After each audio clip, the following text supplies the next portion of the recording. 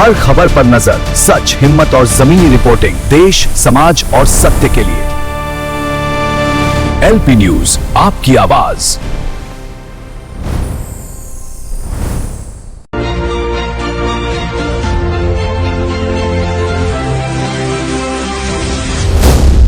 LP news. नमस्कार, मैं संतोष। आपका स्वागत है लोकतंत्र प्रहरी के 8 PM न्यूज में, जहां हम देखेंगे दुर्ग जिले समेत प्रदेश एवं देश विदेश की कुछ प्रमुख खबरें। तो आइए शुरू करते हैं पहले दुर्ग जिले की खबरों से। दुर्ग के शिखली में आस्था, सेवा और श्रद्धा का ऐसा संगम देखने को मिला, जहां नवरात्रि के अंतिम दिन पूरा परिसर माता रानी की भक्ति में डूबा नजर आया। SR हॉस्पिटल एंड कॉलेज में 9 दिनों तक चली साधना का समापन भक्तिमय माहौल में हुआ।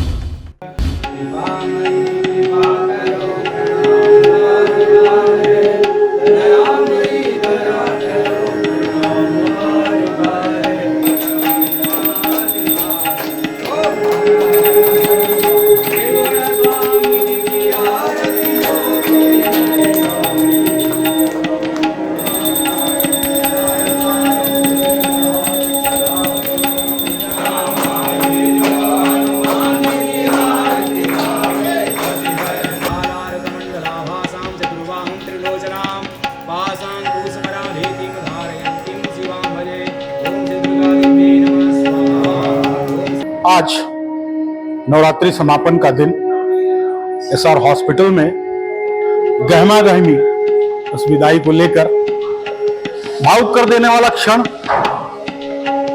सुबह का समय भंडारे के आयोजन के लिए सामग्री भंडार गृह में तैयार की जा रही है, जिसका विजुअल हम आपको अभी दिखाएंगे कि वहां भोग प्रसाद के लिए किस किस व्यंजन की तैयारी हो रही है और किन किन चीजों को माता जी को भोग लगाया जाएगा। सुबह का समय है, धीरे धीरे हम आपको परत दर परत एक एक अनुष्ठान को आपको हम दिखाएंगे। हमारे साथ बने रहिए और चलिए माता रानी के लिए प्रसाद में क्या भोग तैयार हो रहा है आपको विजुअल दिखाते हैं।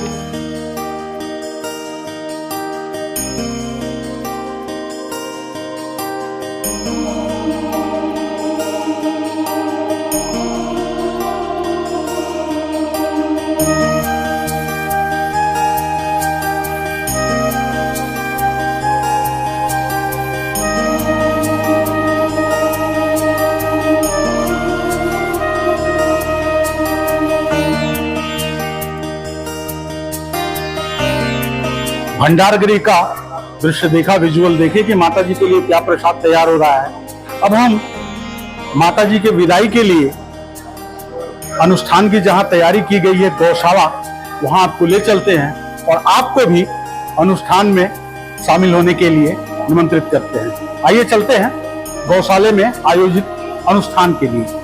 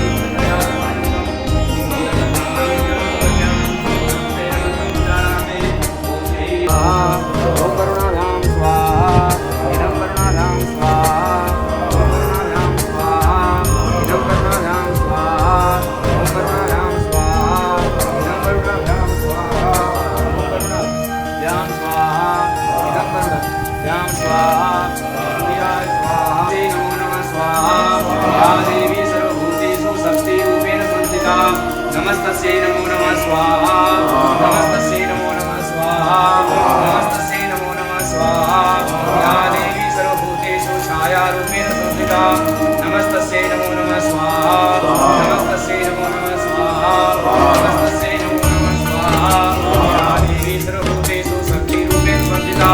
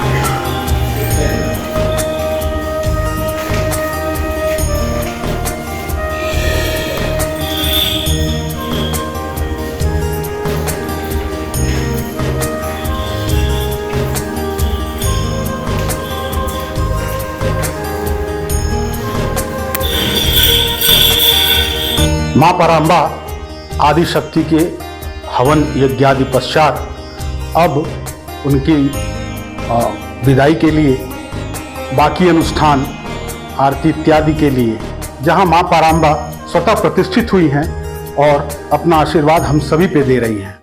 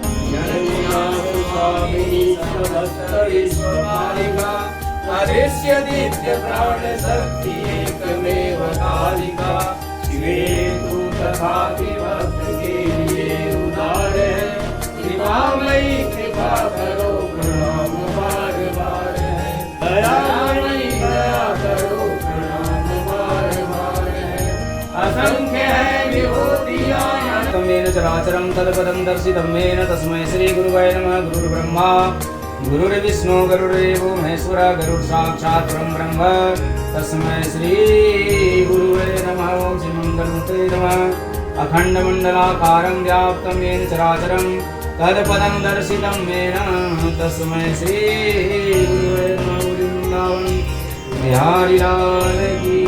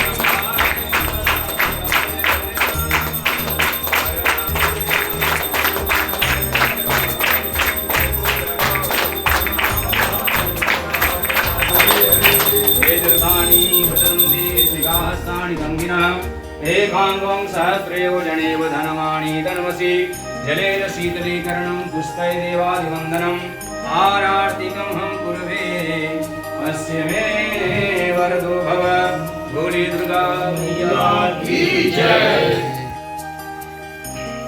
ओम श्री मंगलमूर्ते नमः बोलिए जगदम्ब मात की जय। राहि मां शरणागतं प्रभु की जय हो।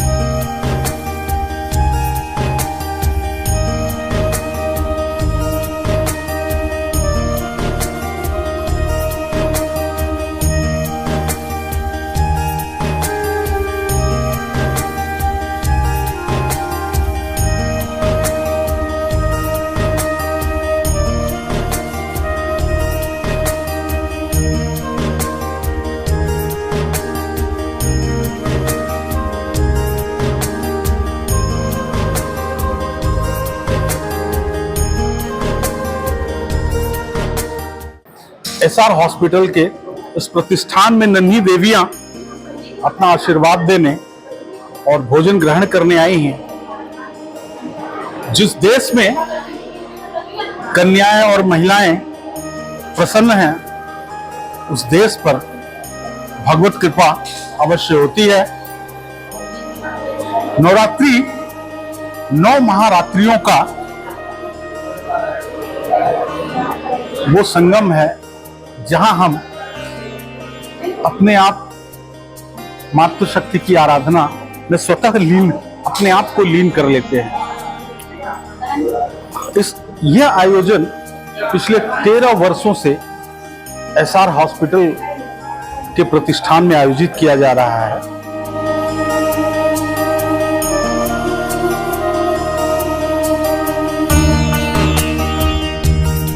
छोटी बच्चियां मातृशक्ति का स्वरूप लेकर के और हमें आशीर्वाद प्रदान करने आई हैं। चूंकि यह समापन का पर्व है और भावुक कर देने वाला क्षण है कि आज मातृशक्ति की विदाई दी जा रही है। एसआर ग्रुप के चेयरमैन डॉक्टर संजय तिवारी कन्याओं की सेवा करते हुए और कन्या भंडारे के बाद इस प्रसाद को प्रसाद के रूप में ग्रहण किया जाएगा, जहां पर यह व्यवस्था आगंतुकों और भक्तगणों के लिए की गई है, जहां पर बैठकर प्रसाद का आनंद लेंगे लोग। और आप देख रहे हैं यहां गर्मी की भी पूरी व्यवस्था की गई है। हर तरफ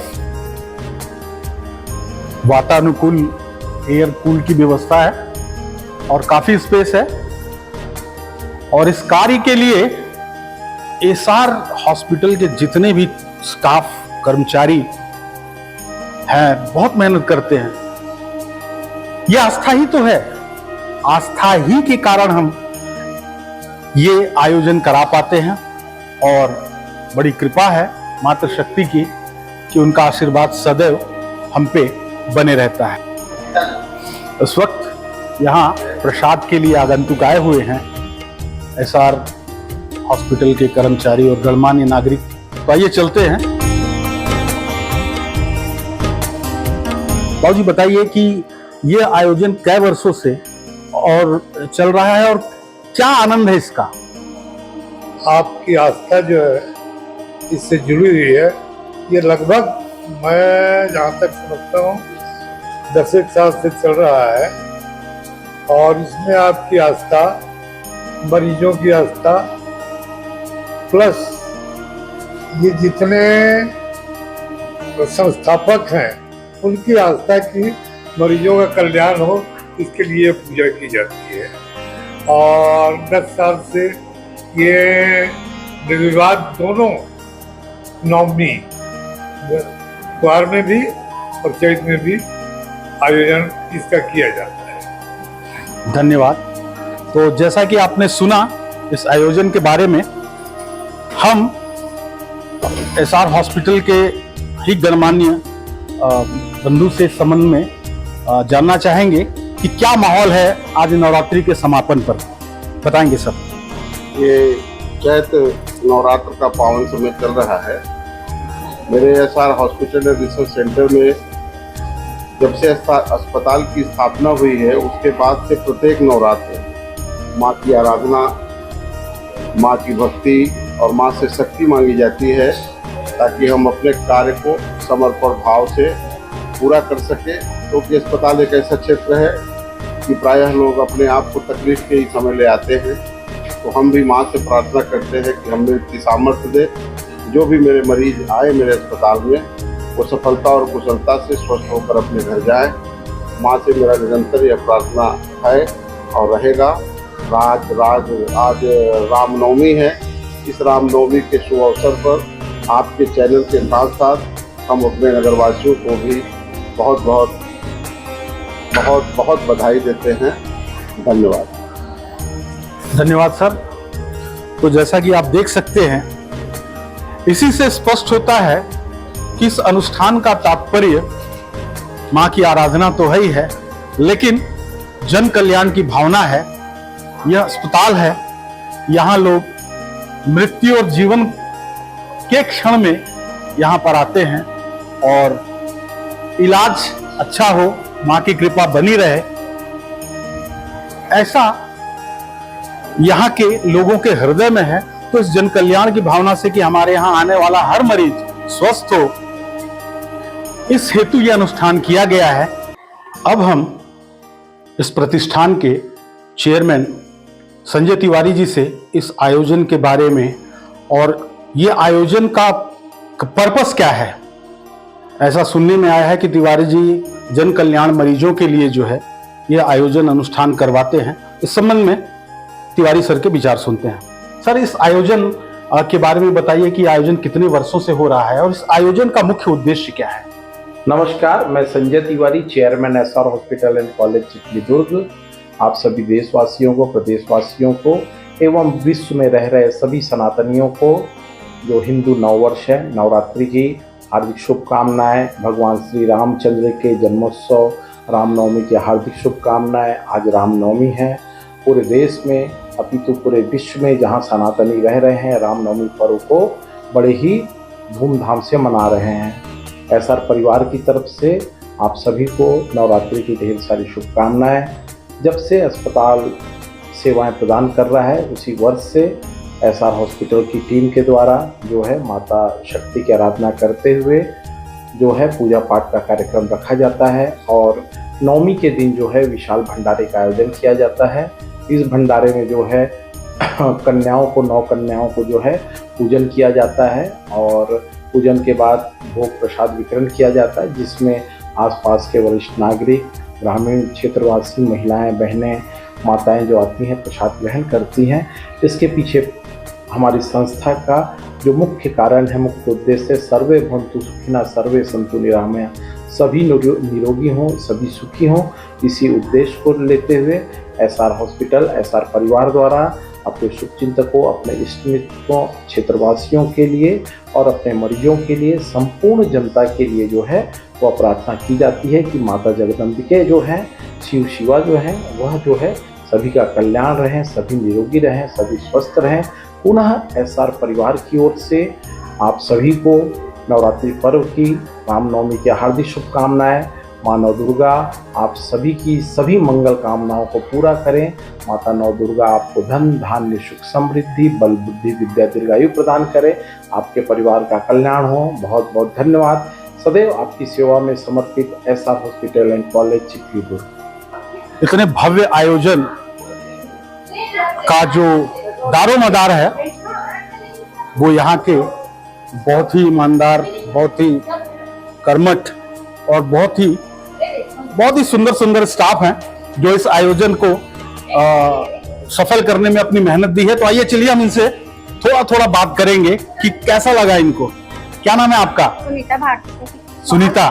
सुनीता, ये कैसे साल से आप लोग आयोजन कर रहे हैं? 5-6 साल से कर रहे हैं। अच्छा, 5-6 साल से कर रहे हैं। हालांकि होता तो बहुत पहले से है। तो क्या क्या बना है आज खाने में? आज खिचड़ी है, छोले चना है, देसी भी चना है, पूरी है, खीर है, सब है। अच्छा लगा सर आज के प्रोग्राम से हम लोगों को। चलिए, धन्यवाद।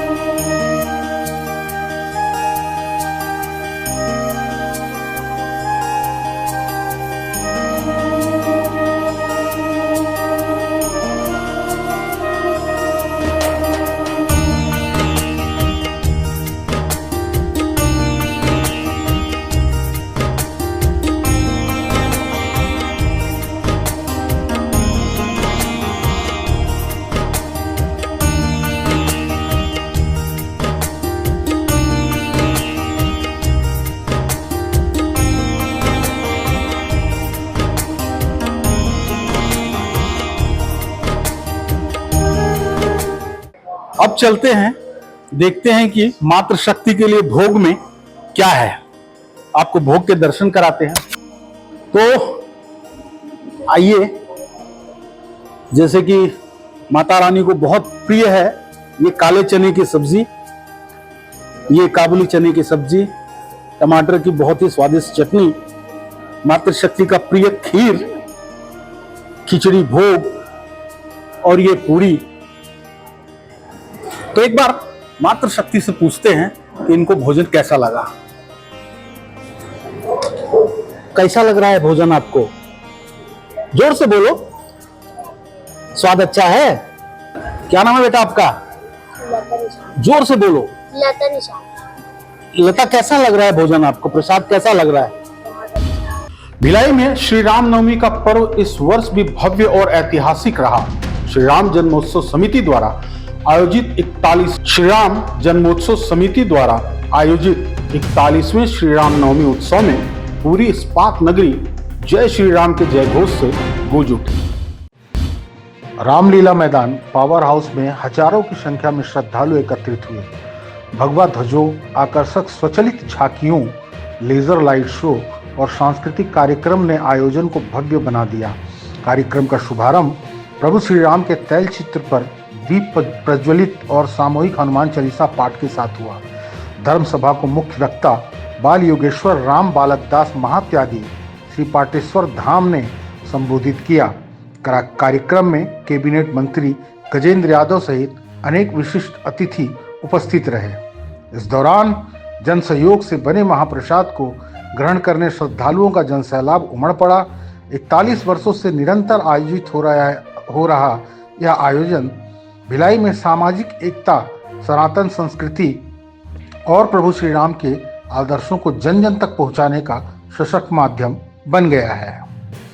1150 मंदिरों का जो लक्ष्य था वो भी पार हो चुका है और जो 1 लाख परिवारों से जो संग्रहण था वो भी, और सभी गेस्ट भी यहाँ पर आ चुके हैं। बहुत ही अच्छा धार्मिक कार्यक्रम है।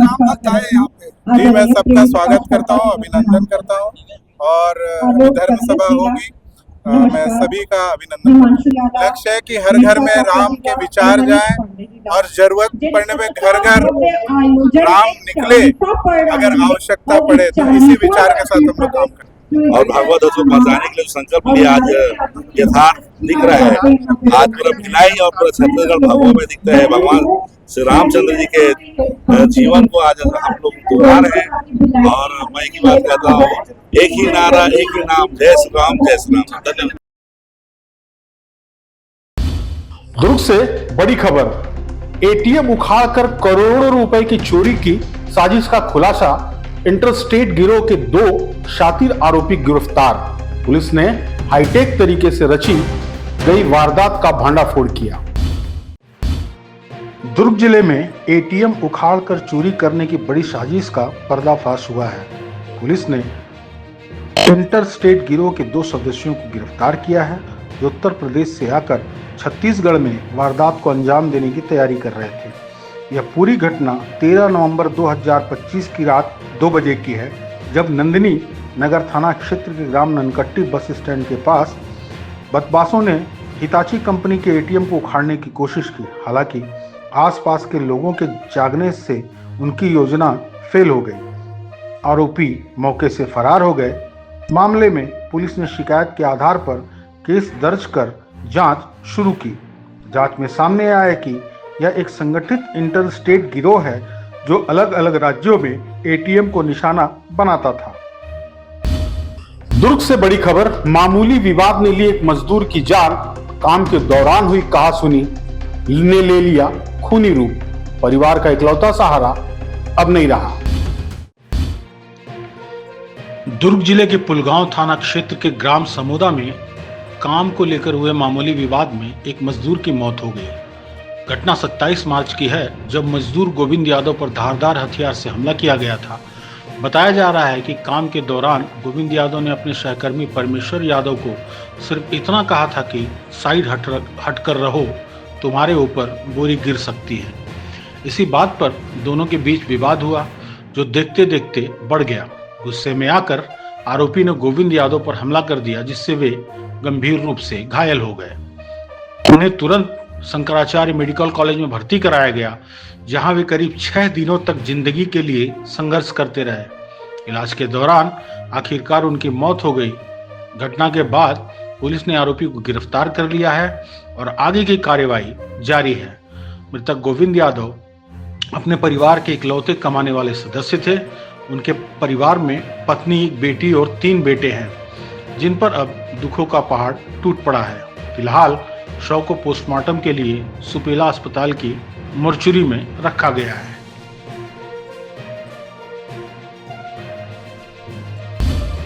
छत्तीसगढ़ के महासमुंद से एक बड़ी कार्रवाई सामने आई है, जहां पुलिस ने तरबूज के नीचे छुपाकर ले जा रहे गांजे की खेप का पर्दाफाश किया।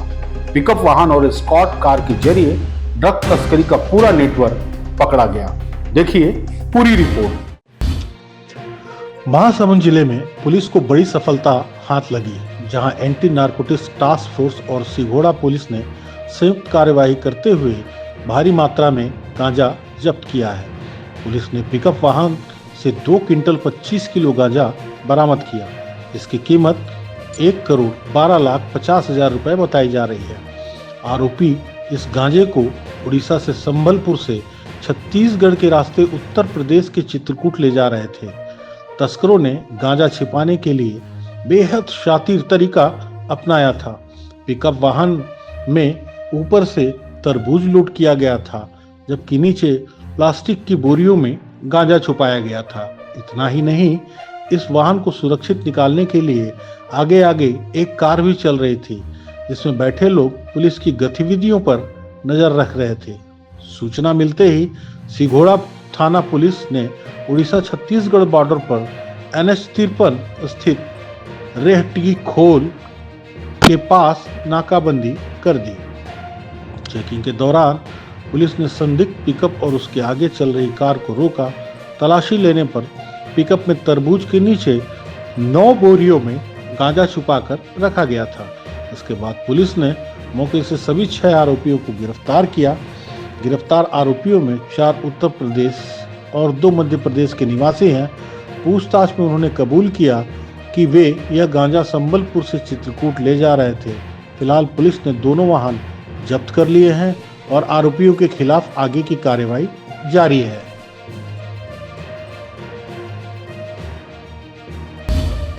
छत्तीसगढ़ के कवर्धा से एक सनसनीखेज वारदात सामने आई है, जहां प्यार, दबाव और साजिश ने मिलकर एक खौफनाक अंत लिखा। शादी के लिए दबाव बना रही महिला को उसके ही लिव इन पार्टनर ने अपने पिता और दोस्तों के साथ मिलकर मौत के घाट उतार दिया। क्या है पूरा मामला, आइए देखते हैं इस रिपोर्ट में। कवर्धा जिले में एक दिल दहला देने वाला मर्डर केस सामने आया है, जहां एक युवक ने अपनी शादीशुदा प्रेमिका की हत्या कर दी। मृतका सुखबती बैगा अपने पति और 2 बच्चों को छोड़कर आरोपी देवेंद्र जायसवाल के साथ पिछले 3 साल से रिश्ते में थी और पुणे में उसके साथ रह रही थी। बताया जा रहा है कि महिला लगातार शादी के लिए दबाव बना रही थी, लेकिन युवक और उसका परिवार इस रिश्ते के खिलाफ था। समाज में बदनामी के डर और दबाव से परेशान होकर युवक ने महिला को रास्ते से हटाने की साजिश रच डाली। 18 मार्च को आरोपी अपनी लिव इन पार्टनर को घुमाने के बहाने रानी दहरा वाटरफॉल लेकर गया। वहां पहले से ही मौजूद उसके साथी और पिता के साथ मिलकर महिला के सिर पर पत्थर से हमला कर दिया और उसकी हत्या कर दी गई। इसके बाद शव को नदी में फेंक दिया गया ताकि सबूत मिटाया जा सके। अगले दिन 19 मार्च को ग्रामीणों ने पानी में तैरती लाश देखी और पुलिस को सूचना दी। जांच के बाद पुलिस ने मृतका की पहचान की और तकनीकी साक्ष्यों के आधार पर आरोपी तक पहुंच गई। पुलिस ने आरोपी युवक को पुणे से गिरफ्तार किया, जबकि उसके पिता और साथी को भी हिरासत में लेकर पूछताछ की गई है। सख्ती से पूछताछ में तीनों ने अपना जुर्म कबूल कर लिया। फिलहाल पुलिस ने तीनों आरोपियों को गिरफ्तार कर न्यायिक रिमांड पर जेल भेज दिया और पूरे मामले की जांच जारी है। पेट्रोल डीजल पर केंद्र सरकार का बड़ा फैसला, एक्साइज ड्यूटी में भारी कटौती, लेकिन क्या आपको मिलेगा सीधा फायदा? आइए जानते हैं पूरी खबर। केंद्र सरकार ने पेट्रोल और डीजल पर लगने वाली एक्साइज ड्यूटी में 10 रुपए की बड़ी कटौती कर दी है। पेट्रोल पर ड्यूटी अब घटकर 3 रुपए प्रति लीटर रह गई है, जबकि डीजल पर एक्साइज ड्यूटी पूरी तरह खत्म कर दी गई है। सरकार का यह फैसला ऐसे समय में आया है जब इजराइल ईरान तनाव के चलते कच्चे तेल की कीमत $100 प्रति बैरल के पार पहुंच चुकी है। अब सवाल यह है, क्या आम जनता को तुरंत राहत मिलेगी? विशेषज्ञों का मानना है कि पेट्रोल डीजल के दाम सीधे 10 रुपए तक कम होना मुश्किल है, क्योंकि रेट तय करने का अधिकार तेल कंपनियों के पास होता है, जो फिलहाल अपने पुराने घाटे की भरपाई करने पर ध्यान दे रही है। रिपोर्ट के मुताबिक तेल कंपनियां पेट्रोल पर करीब 24 रुपए और डीजल पर 30 रुपए प्रति लीटर का नुकसान झेल रही है। ऐसे में टैक्स में मिली छूट का फायदा कंपनियां अपने घाटे को कम करने में लगा सकती हैं। वहीं प्राइवेट कंपनियों ने पहले ही दाम बढ़ाने शुरू कर दिए हैं, जिससे साफ है कि बाजार में दबाव बना हुआ है। अगर अंतर्राष्ट्रीय बाजार में कच्चे तेल की कीमतें और बढ़ती हैं तो आने वाले समय में पेट्रोल डीजल के दाम बढ़ने की संभावना भी बन रही है। सरकार को होगा नुकसान। जी हाँ, एक्साइज ड्यूटी कम करने से सरकार के राजस्व में कमी आएगी, लेकिन यह कदम आम लोगों को महंगाई के झटके से बचाने के लिए उठाया गया है। अब नजर राज्यों पर। अगर राज्य सरकारें भी वैट कम करती हैं, तभी उपभोक्ताओं को पेट्रोल पंप पर असली राहत मिल सकती है। कुल मिलाकर सरकार ने महंगाई को काबू में रखने के लिए बड़ा कदम उठाया है, लेकिन असली फायदा आपको मिलेगा या नहीं, अब तेल कंपनियां और राज्यों के अगले फैसले पर निर्भर करेगा।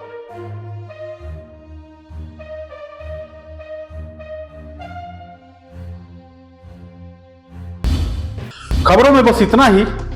आगे देखते रहिए एलपी न्यूज। नमस्कार।